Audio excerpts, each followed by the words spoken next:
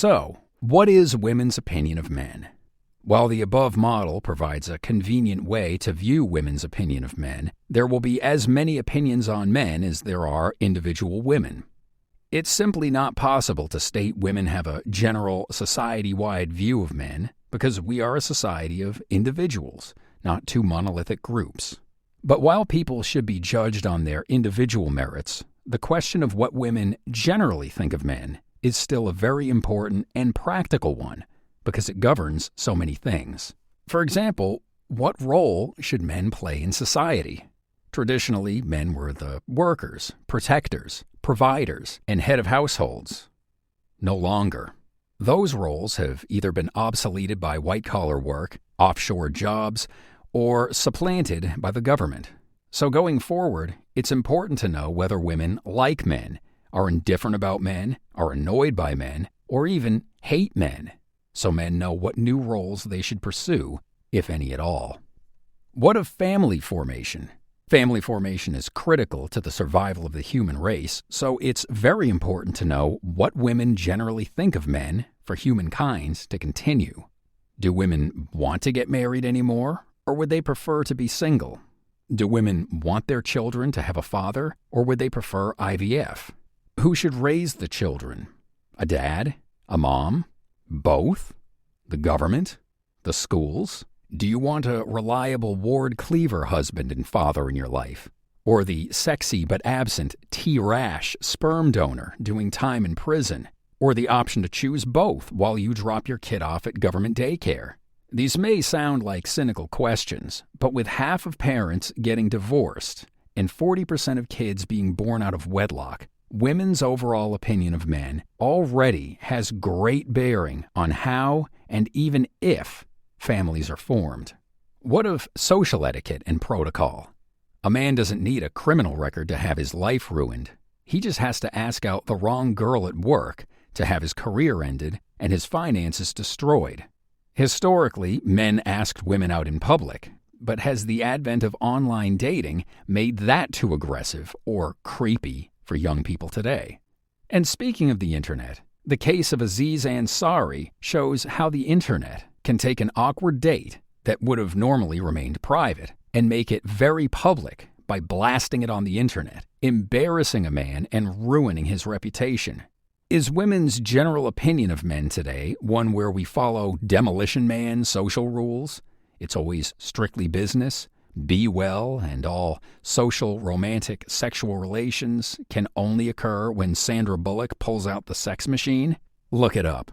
Or can we talk to Becky from accounting at the company Christmas party without losing our jobs? Again, a general room temperature reading on women's view of men is needed if we're going to interact with each other. And stemming from this, what about government policy and law? What rules should be implemented to govern men and women's interaction in a post-traditional role world?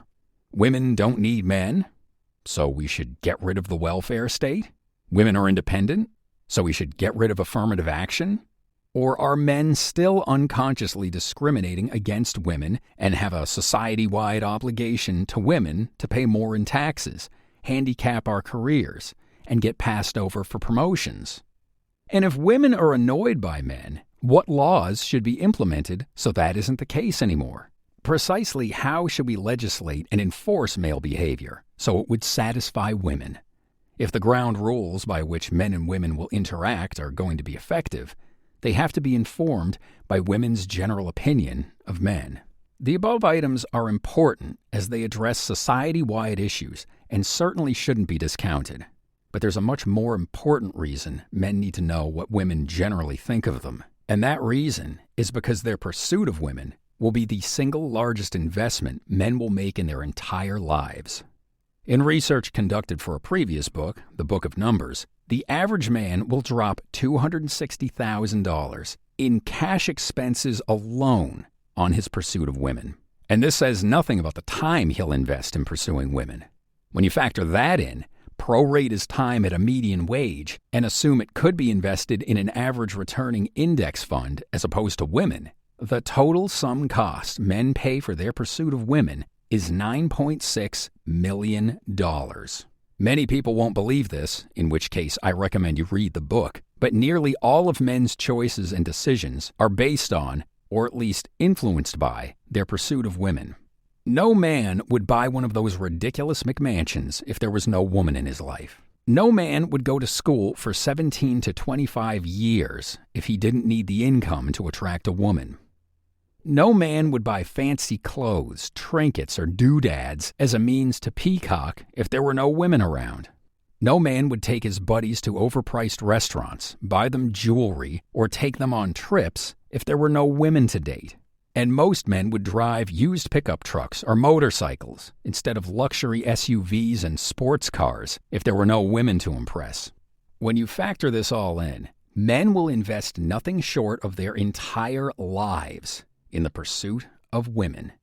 And it's absolutely critical, especially today, that men know just how much reciprocal interest women have in them before they waste their entire, precious, finite lives pointlessly chasing them. All of this requires we make an attempt to read the room and find out what women's general opinion of men is. And while it's not going to be possible to measure women's interest to the decimal point as to whether they like, hate, or are indifferent to men, we just need a ballpark estimate so we make the best choices for everyone's sake. Fortunately, more sociological, genetic, polling, and economic data on this topic exists than you might think. Additionally, there's plenty of observational data we can make to further narrow down women's society-wide view of men. Unfortunately, nearly all the data points to some very depressing conclusions.